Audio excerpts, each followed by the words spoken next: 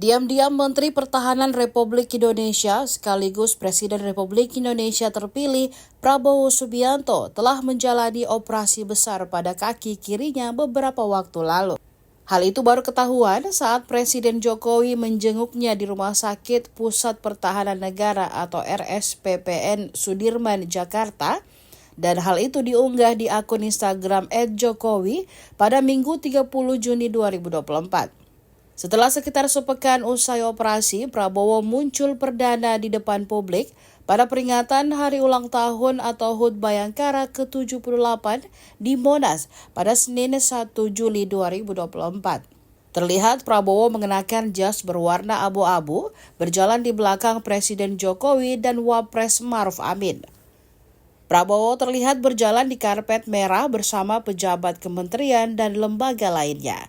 Ia terlihat tidak lagi menyeret kaki kirinya saat berjalan.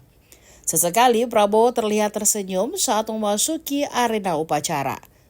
Prabowo sebelumnya diketahui menjalani tindak medis terkait cedera di kaki kirinya. Cedera 2 kali di kaki kirinya akibat insiden jatuh saat masih bertugas sebagai abdi negara. Kala itu, Prabowo Subianto mengalami kecelakaan ketika terjun payung di Timor Timur pada tahun 80-an silam. Ia menyebut efek kecelakaan itu baru muncul puluhan tahun kemudian. Makanya, dalam beberapa acara, dirinya terlihat pincang, bahkan sesekali membutuhkan bantuan tongkat.